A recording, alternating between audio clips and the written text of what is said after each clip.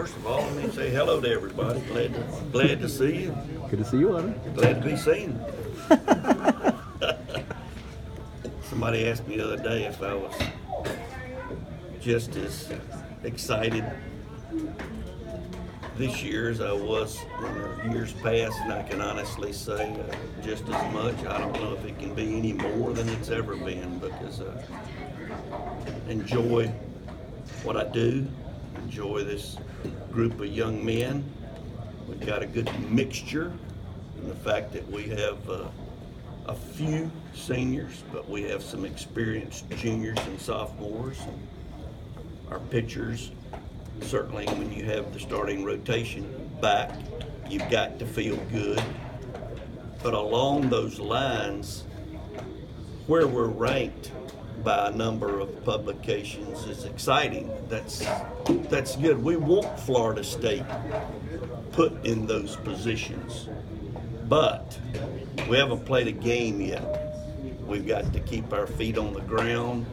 We've got to understand that the game can turn on you in a heartbeat. Look what happened to us last year. I mean, I'm not going to get into it. Y'all all know what happened to us last year. But thank God at the end of the year, we had everybody healthy, and then all of a sudden good things started happening to us. I could name 2 or 3 games at the end of the year that you're looking out there saying, how in the world did they win that ball game? But it's just something that baseball provides for all of us. There's no clock. You got to run the ball out. You just never know. Getting Tyler to come back, how did that kind of change the complexion of what this team would look like and what you're able to do? I think many people don't realize the value that Tyler Holton brings to our team, not only as a pitcher, but leadership. He's a winner through and through. He wants to play some first base. He will play some first base. He probably won't play as much as he wants to play, but he is a guy that wants to be out there every day helping his team win a ball game. Who will he share duties with at first base when he's not playing first? Who do you expect to have? Red Applin will be the likely candidate to replace him when he's pitching. We looked at some other guys, and certainly we've got Kyle Cavanaugh, who has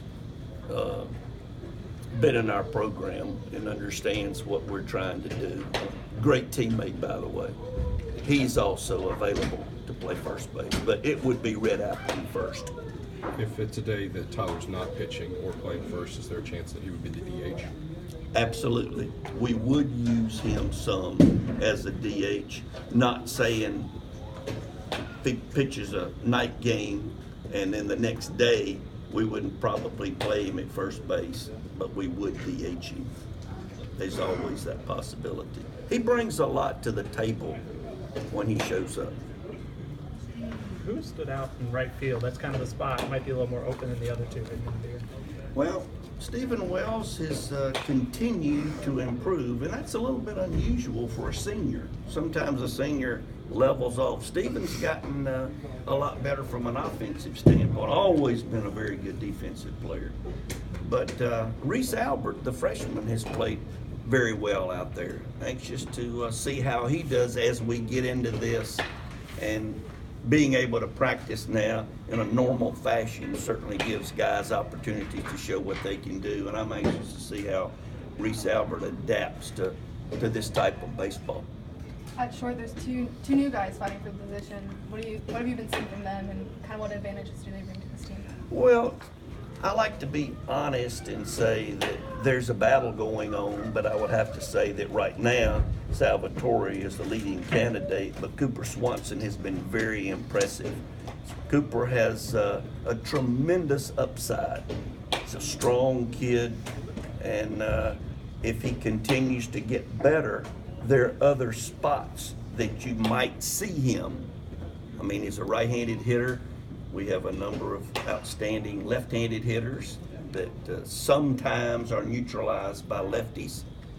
And let's just hope that Cooper continues to improve, and You never know. He could play a couple of other positions, or who knows, DH against a lefty if he is showing us what we think he is capable of doing. What kind of progress has Cole made in the offseason? Cole Sampson. You don't have enough time for me to answer that. I got all the time. I'm telling you, he has jumped as much, if not more, in 1 year than any pitcher I've ever coached. This guy is fun to watch. I think the experience he had this summer did him a lot of good. I think that his dedication to getting stronger in the weight room, Seth Deiters has done a great job right there beside him working, making him work, and he's really into being the best he can possibly be.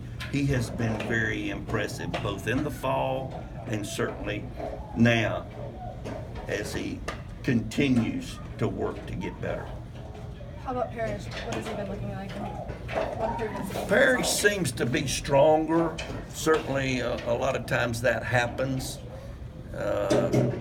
Sometimes when you have success as freshmen, you don't work hard enough your sophomore year. You think you got it made, and then of course that sophomore approach doesn't exactly work. He hasn't shown us that at all. He's worked very hard. Every time he's been out there on the mound, he's really worked hard. He's a guy that, as of right now, will certainly be one of our rotation guys. And Carp may be a midweek guy. Is there any other names in the pot there for you?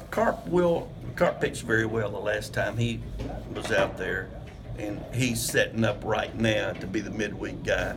Still, a lot of us coaches are going back and forth on who we're thinking about closing with, and certainly Carpy has pitched very well, and you want to get those guys out there as much as possible. You don't want to sit there and so-called save him when something might be on the line on a very important weekend series. So there's still some things up in the air as to how Carpy will be used. The only thing I can guarantee you is he will be used, and used a lot, whether it's as a starter or a reliever. Look, some of the players, I know you don't bring it up, I'm sure, but some of the players said they've already talked to each other about the record and the possibility of you getting that mark this year. How do you approach it? Do you walk away if they start talking about it, or how do you handle it? I don't want anything taken away from the players. The program is about the players. It's not about me. Yeah, I want the doggone record. I ain't gonna sit here and hide that and say, oh, it doesn't mean anything to me. That gum. We all want to be the best we can be. And it's not gonna be an easy thing. But the last thing I want is for those guys to leave this dugout and go out there on the field and think they got to win this one. I'll never forget when we were approaching 1,000. And dadgum, we got excited as a team, too excited. We played Miami that weekend. They said, sweep you very much. And we ended up saying, holy smoke, now we got a very good team coming in here, and we won on Tuesday night. But we have to be very conscious of the fact that the game is the most important, not the record. Play the game right. Play the game hard. Don't put any added pressure on yourself. Coach, just what have you seen from this team? The guys talked about going to Omaha and getting there and using it kind of as motivation. Have you seen that from them, and just kind of that hunger that they got there, but they want a whole lot more? This is a good group of young men. I wouldn't expect anything less than those goals. Our guys know what it takes. We know that it takes some luck. Last year, another classic example. I mean, it takes some luck. These guys have worked hard. Let's hope that luck, along with preparation, gives them that opportunity.